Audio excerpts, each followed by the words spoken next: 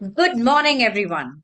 Welcome to my channel and podcast. I'm your host, Chadha, the founder of 3A Clothing Company and a wellness coach and mentor, specializing in helping entrepreneurs in establishing their businesses and lead meaningful lives. I've been the International Women's Entrepreneurial Challenge Awardee from USA, together with Fiki and the US State. I've also been a panelist at the MIT Asia Business Conference in Boston, and I'm the lifetime fellow of Sunfo International Sri Lanka. I recently launched my own YouTube channel, Chadha Wellness, where we talk of everything wellness because I enjoy conversations which are meaningful and helpful to many. Today's guest is not just a name. She's a phenomenon. I must share something. Years back, when I met her and I got to know her more, I would somehow run out of words. I would not know how to address her, whether to call her ma'am, Dr. Chona, Mrs. Chona. I felt all these were very impersonal terms, so I would hesitate to address her. She's such a good observer that she turned around and told me, just call me Didi. She is extremely elegant, beautiful, and soft spoken. In 1984, at a time when few dared to speak of inclusion, she founded Tamana, a school for children with special needs, inspired by her beautiful daughter Tamana, who lives with cerebral palsy. What began as a mother's mission became a national movement, turning the spotlight on intellectual disability, autism,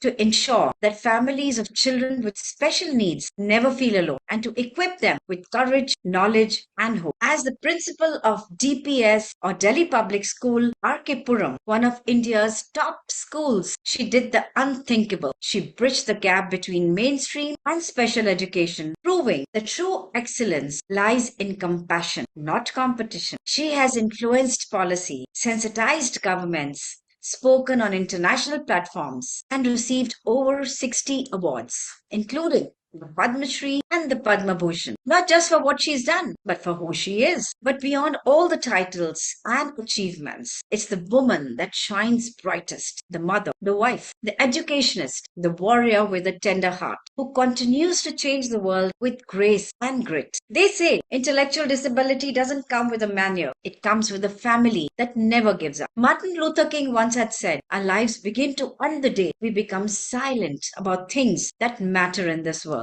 So, friends, grab a cup of coffee, sit back, and prepare for a conversation that will shift your perspective on education. Join me in welcoming the one and only Dr. Shayama Chona, a woman who turned love into legacy, pain into a purpose. Welcome to the show, Dr. Chona. It's an absolute honor to have you here. While we talk about your personal journey and vision, we know you've had a remarkable journey from leading one of India's top schools to founding the Tamanna School of Intellectual Disability or Cerebral Palsy. What inspired you to take this path? What were your initial thoughts? It's so difficult to describe a journey which has had so many twists and turns. But if there's one thing that has remained, and that is the fact that I call myself Zero. My forthcoming book is also called I Am Zero, which means that when you consider yourself as nothing, and whatever introduction you gave about me seemed to be far, far away, because my real self is something which is common to all. Yes, I have been an educationist for the last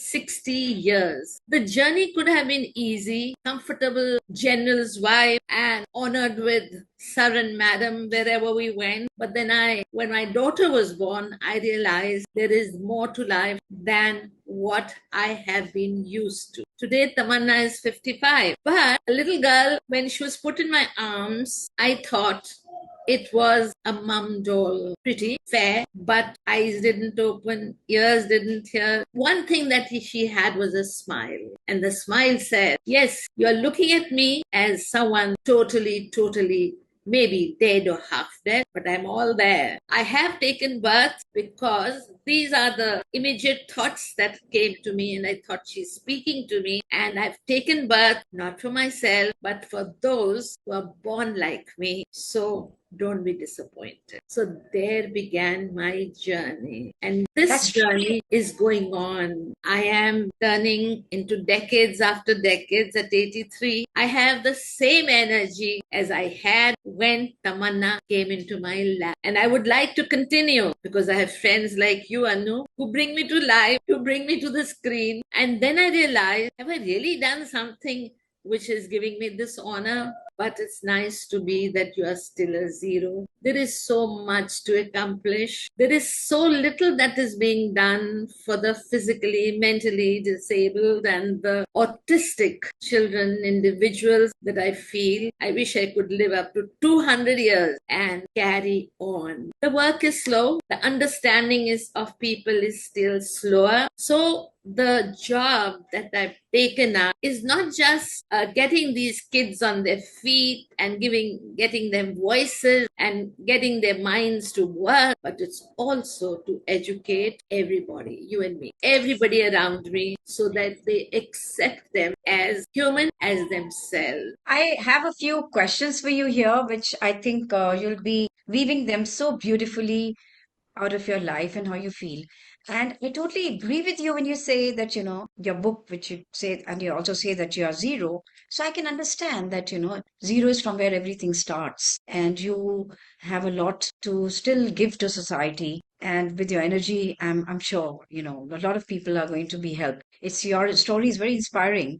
Of course, hundreds of people must have told you that. It's also a reminder that when there's heartfelt leadership, it can change countless lives. That brings us to the next question. What has been some of your biggest challenges you've faced as a parent? The first challenge that I realized was that the people around me were very, suspicious about the birth I had given. So when I would travel in a train, the people would sit a little away from me and they said, I think she's a bad woman. We should not be near her.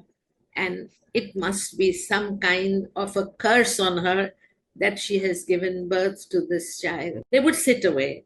Others would advise me, get a, jhara put on your head in a mosque. Some would say, why don't you go to Sai Baba? He can do some miracle. But you see, I got so used to these questions, and sometimes I would smile, but inside I was crying. So these challenges are not for me as a mother. These challenges are all the mothers of the world who have tamannas in their lives, but people don't understand that this is the way I could educate the society and run my 3 schools even when I was working in DPS RK Puram, because these are NGOs. 40 years ago, when I had to start my first school, my biggest challenge was that I had to fight with the neighbors in Basant Vihar, where the land was allotted to us through the Prime Minister. They said we cannot have a school for mad people here. Thank God the Act for Disability came, and it was not an act for the mad people. And we go through LM Singhvi, take the possession of the land. And then I dared to write a letter to Queen Elizabeth, come and inaugurate it. People said, you're mad. You're just a teacher. You think she's going to reply you? Lo and behold, I got the reply. And she said that I'm not coming. But Lady Diana is coming in February and she will do the needful. Can you believe it? These are the miracles I have faced. Lady Diana came giggling and went giggling. And then the government woke up, people woke up, newspapers woke up, and I came to be known as Padma Shri Shayama Chona. It's not for me, it's for Tamana. Giving a birth to someone whose hands, legs, eyes, neck, nothing was in coordination, but the royal family was. It's remarkable, how through such deep perseverance, these obstacles became opportunities for growth. We often hear these kind of words, but when a person like you, who actually made all these obstacles such big on a national moment, so it's commendable, highly commendable. Coming back to our next question, what message would you like to send to parents who are just starting their journey with a child with cerebral palsy? Very, very important question. And Now in the US, they're not calling their assessments as IEPs, they're calling it as PEPs, that is a parent involvement in the education and the coming up of their children. So parents are very, very important. We used to talk about IQ, that is intelligence quotient. We talked about EQ, which is emotional quotient. And we talked about SQ, which is social quotient. Now we talk about TQ, which is the parent quotient. If a parent is brave and courageous and does not get under the table, then his or her child has a bright future. The government can only do the things that government does, right? Make rules. But the emotions that I could give Tamana, nobody else could. That love, that unending sacrifice, and of course, my family, my husband, my son, little boy of 3, would sit up with me while I checked papers as a teacher. He sang to his sister. So it's a whole family.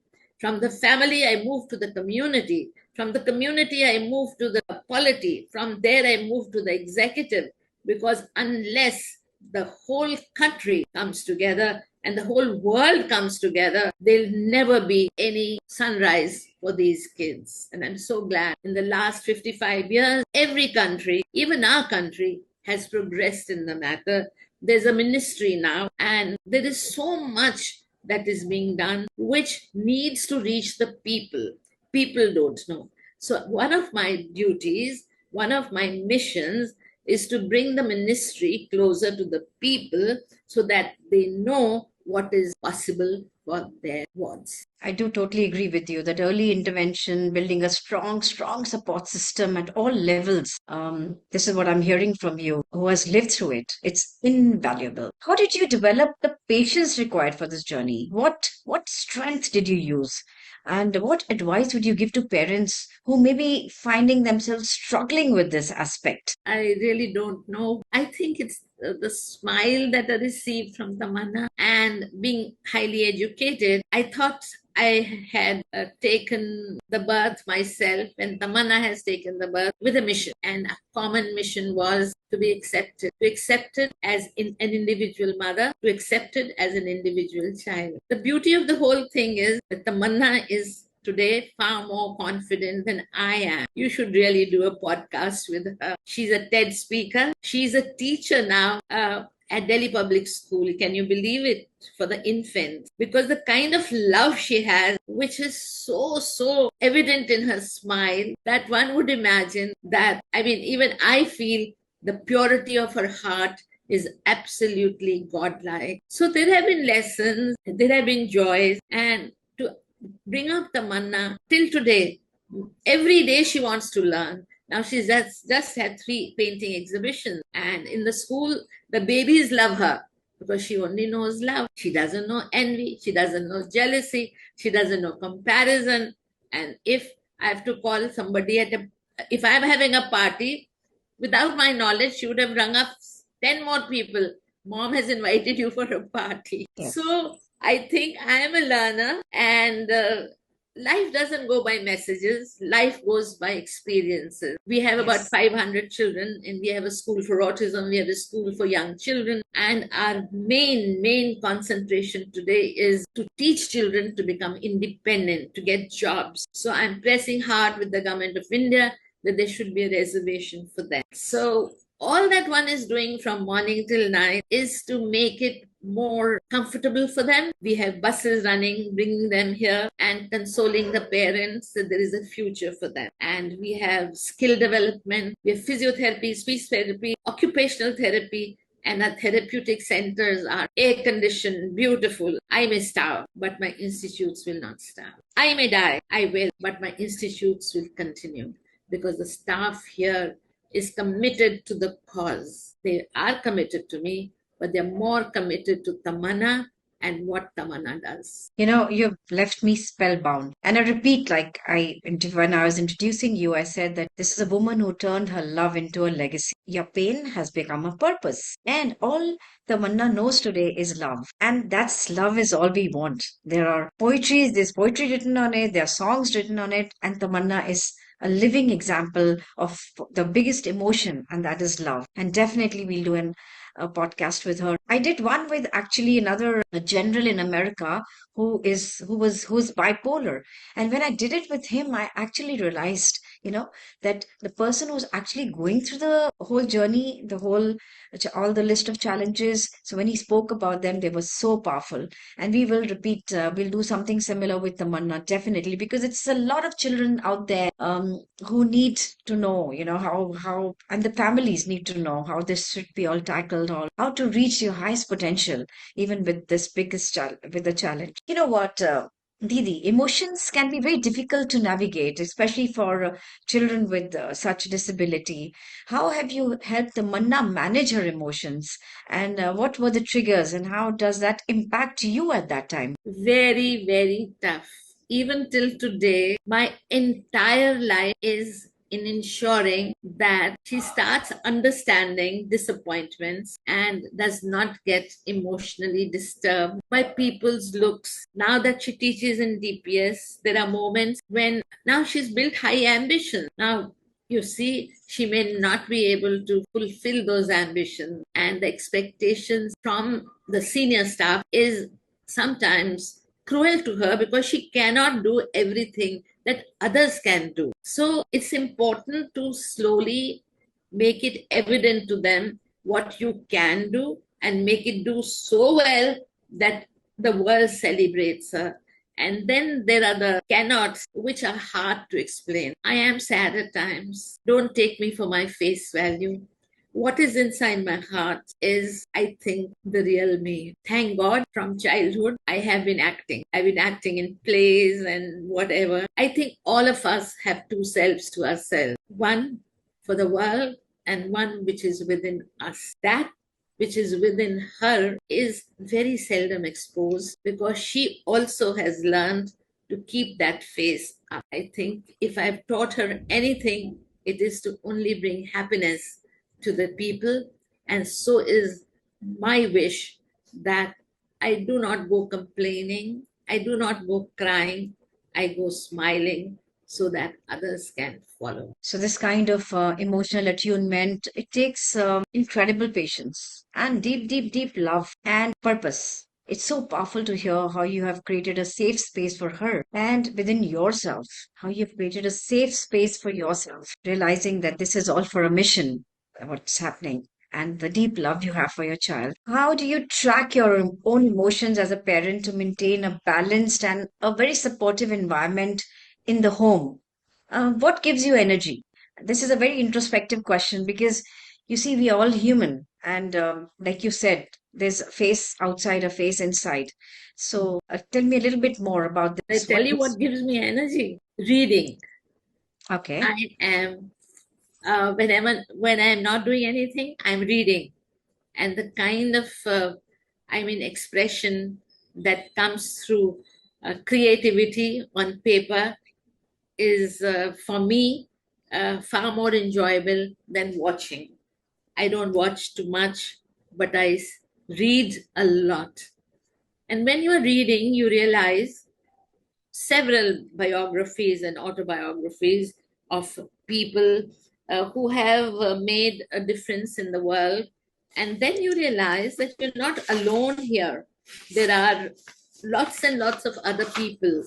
I don't know if I'm sure people who are seeing us would have heard of Stephen Hawking or Temple Grandin or Beethoven or Marley Matlin or Frida Kahlo.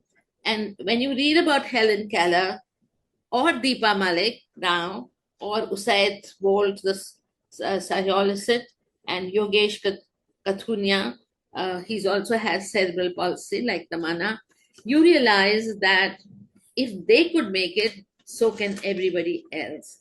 So if there is anything that can make our, suffering parents understand that it's not the end of the world.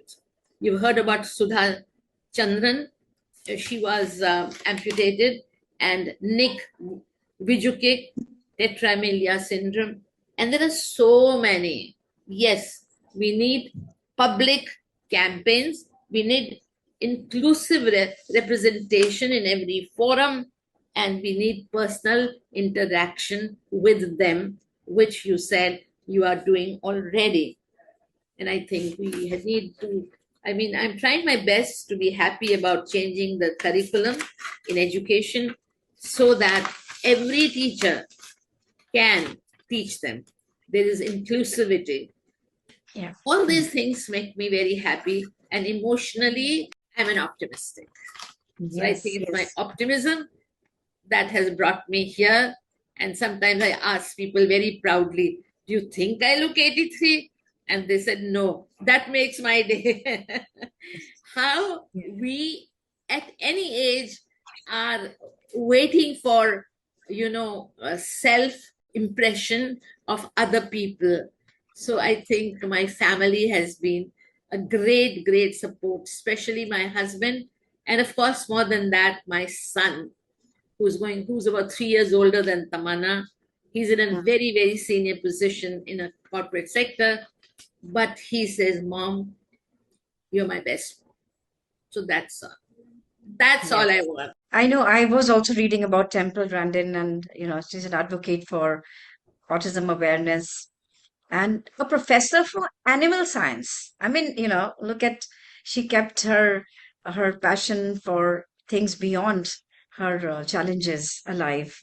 And she said, I remember she said, I'm different, but I'm not less. You know, Yeah. that really stayed with me very beautifully. That's wonderful. Um, Another question which I feel, and this is for people whose children might be, affected by this challenge, which is about maintaining hygiene. Uh, this could be very challenging for individuals with such disability as as the sensory issues. How have you managed to establish Yeah. hygiene routines? So it's something I'm glad you've talked about. We call it ADL. Okay. So every child, I won't call them child. I have people here from 1.5 years to 55 years. Nobody wants to leave the mana. So the ADL skills, sometimes you see it's the mother who looks after the son. So it's very hard for her to be able to handle, his ADL requirements. So we have here ADL experts. They even go to the toilet with them, and they teach them how to, use the tissue and wash, and even many other things. And for the girls as well, we have a room. In each of the centers, we have a special room, ADL room, and over there, they're taught to sort of change. And the interesting thing is the kids, these girls are very fond of fashion. So we've got a kind of couple of heads with hair. So now they're learning to roll. And because we do a fashion show every year, this year you must come. It's on the 10th of August. And in that fashion show, they doll up and they dress up in the best of, designers' clothes and walk hand in hand with the designers and with students from other schools, because we are trying our best to create harmony between all. And this fashion show has been going on for the last 30 years. And every year people ask me, when now this year? So on the 10th of August, I'm going to call you as our very, very special person. And I do hope you will see what I'm trying to say. We're teaching them to comb, we're teaching them to wear their clothes, we're teaching them not to touch each other in the wrong places, we're teaching them sex education. So all of that is going on hand in hand. All I can say is wow, and sometimes I don't even have an answer or tell you that how I'm feeling. It's resonating so beautifully with our core values, and your deep understanding is incredible, incredible, and you've covered everything about what the child could face in any situation, and that's very, very beautiful, and that all comes from the educational background. How do you think society can better support individuals with this sort of disability? I won't blame the society. You see, these kids, these people have to be seen. These people have to be befriended. These people have to be everywhere. When you don't see them, you don't know them. Seeing is knowing, right? Shaking hands is feeling, and exchanging a few words is meaningful. So, media hasn't played its role so far. There are a couple of films that you can take about They are also very rosy, but we need the media to come in. Every channel should have one show on disability. We have ministries, we have a lot of things, but I think it's important that we realize that those who are a part of society must be thought of as part of the society, and they should not be neglected. And the only way we can bring them together is words, actions, stories, and more introduction to that 10 to 15%, which is still hidden in the four walls of the homes. So, early intervention and building this strong support system are vital. I'm hearing you. And since you have lived through it, this is invaluable information, and media should come forward, or our channels should definitely have some show like this, which makes people see these children and see the all that they're doing to integrate into society.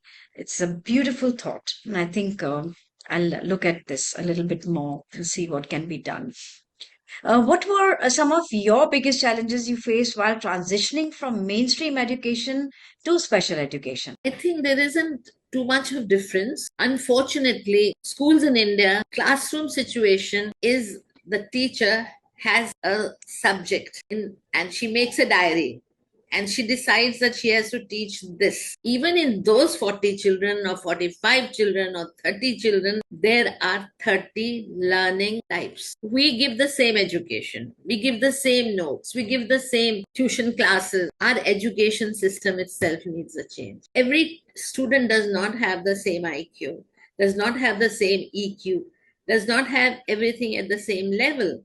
So if our education system changes, then I think there'll be more special children into that system, which will be able to take advantage of it. I find that in the US, some of your friends in US are watching us. Tamana has studied in US and in UK.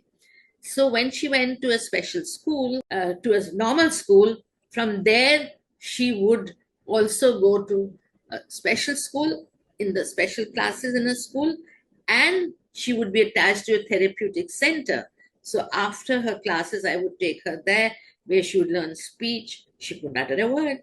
She could hear and she could walk, talk, and so on. When I took her to London at the age of 3 years and 9 months, she was in my arms. And when she came back, she was walking. When I took her to America in, I think, 70, sometime when she was about 6 or 7, she came back talking. So I say, UK taught her walking and US taught her talking. So we need that kind of, those kinds of schools, not private schools like I'm running one, but these should be rights of the children in all government schools and public schools. That reminds me that whenever I've been overseas for my business, a lot of times when I'm traveling in a train or in the aircraft and I get talking to people sitting next to me, a lot of they often say that that they are. I say, what kind of career are you in? And I remember very distinctly many times they've said that we are, studying special needs. So that means that these countries, they are very, very sensitive to how the whole society has to be integrated beautifully.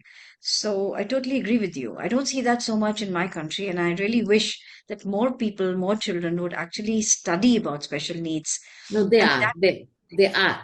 Tamana itself has a teacher center. So we are teaching them 5 parts of special education, and we're also getting them jobs. We call it Teachers Training Center. TTC is one of the best in Delhi, and now more and more people are getting into it. Some of my friends who are really well off, and their daughters have decided, it's the girls, not the boys. Their daughters have decided to get into special ed, especially when Tamanna goes partying. She really wins their hearts, and I must say she's quite enabler in getting more people interested. So we need to see more children in society, and we need to see them happy, and we need to advertise, write more about special schools. There are lots of good special. Government is doing its bit. The policy is good, but they're not aware of it. Yes. So while we are talking about it, if you could briefly tell me about the special needs school which you are running at the Manna. So how long is the course for? Is it for a year or more No, than we that? have different kinds of courses. We have those with a diploma, those who come after a degree, and there is speech therapy, occupational therapy, then there is counseling, and then there is special education, then there is special one for autism. And so and it is recognized by RCI. RCI is the Council of India, Rehabilitation Council of India. So they get their, like you need to have your examination, they examine, and then they give you a degree or a diploma, depending upon whether you've done it after high school or you've done it after, this thing. Psychology now is becoming very, very important. In every special school or every special person's parents requires counseling, and that's another area we are creating our own counselors. Mhm. So, all in all, it's tough and people are getting into it, but there's only one little stumbling block, and that is a salary. Because Yeah. teachers' salaries in this country are very low. I believe even in other countries, teaching is something where you give more and receive less. That's why men don't come into it. Their wives do, the women do. So it's the second income, it's not the chief income. And now, of course, lecturers get much more salary. Why should lecturers be paid more and teachers be paid less? So these are the questions in my mind, whether it's the new NEP, new education policy, or the other policy of which I was a part. I have to beg the parliament to please treat teachers and lecturers at the same level, special educators and educators at the same level. There is no reason why they wouldn't. Yeah. So, thank you for sharing a little bit more about the courses at the Manna, because I'm sure that people who are hearing this, for them, this is more information and a choice if they want to pick any of those courses, study more about it. Between you and me, I must also tell you that you know me more as a businesswoman, but I'm a lifelong learner. And after 31 years in business, I decided to take, courses on transformational coaching, which I've done from Britain. And that's also one of the reasons why I opened this channel, because I've always been a mentor of business, but coaching was new to me. And it's so important for me today to actually give back to society. And just like you said, being a counselor, being a coach is a way of, for us to be more empathetic towards people. So that's really something which I totally resonate with, being a coach myself. Looking back at your tenure at the Delhi Public School, so you were synonymous with the school. Delhi Public School meant Dr. Shama Chona, so that's what I remember from the school. So, what core values did you aim to instill in the school's culture at Delhi Public? So much. Not that I was alone, it was, we were all together. And I must say, my parents were with me also as ambassadors of what I wanted to do. The first thing was hard work. They worked hard. They still think of the Monday tests and curse me. So the weekends were not, at the coffee shops. The parents couldn't be clubbing, but the children were studying to be, for the Monday test. And we broke the records every year in CBSC. Some of my kids are students, I'm sure you know them also. The Reserve Bank of India, Raghuram Rajan was my student, and very many more that I could name. Even the actress, we have an actress now. She's one of the most beautiful girls, Catherine, I know who. So it was a really quest for excellence. Whether you wanted to be a teacher or you wanted to be an engineer or you wanted to be, when you go to AIMS, I have no problem. Down the corridors, ma'am, ma'am, ma'am, ma'am, there are lots of doctors. So what I tried to do was to motivate them and to celebrate them. For me, the kid was more important than the teacher. So much so that when a kid was brought in by the teacher for, counseling or reporting, I would say, let's have a cup of, I would even offer them Coke. I like to have a Coke. So, and I've been on the Coke board. So I really, people laughed at me. You as a principal are on the board of Coca-Cola. I said, so what? I can introduce them to juices. I mean, this can always be a turning point for everybody. So there was a turning point for every student. And then there were those parents who would say, why didn't he come first? Why is he second? I said, ले आओ मैं first कर देती हूँ क्या फर्क पड़ता है? You see, there's no difference between first and second. It's just the mark system that we have. If it was grade, they would all be grade. So I think the things that one did was A, I got Tamana admitted there. So many people came to know what. And today she has friends who are able to understand people like her. When she first joined, somebody did this to her. So she did this to her.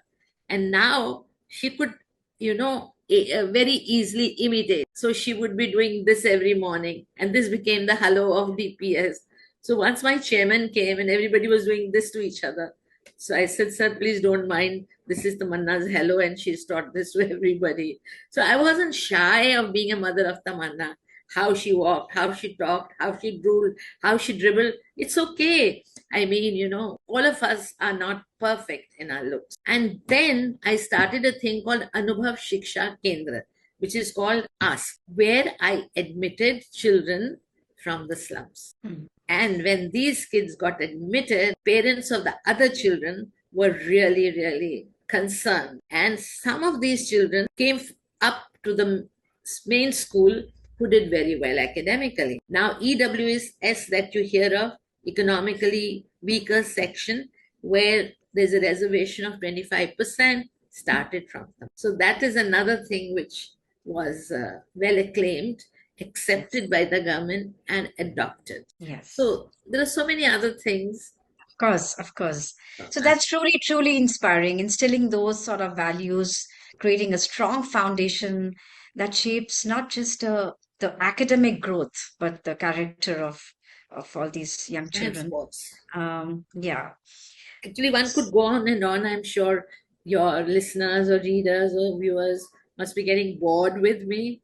So we'll take it on. Yeah, this will go all over to 57 countries. This will be put besides, of course, all our people, friends, and the family, and all kind of institutions in India. But it's always like you said, the more you come in the front, the more you come in the media, the more is known. And then people who just know a little bit about you, they get to know a lot more about what the manna is, of what about Dr. Chona, and get inspired. Now that leads us to a very, very nice section of our conversation today. And you must have heard various times about rapid fire. Rapid fire is like, these quick answers to some questions, and they are very light and they are very fun.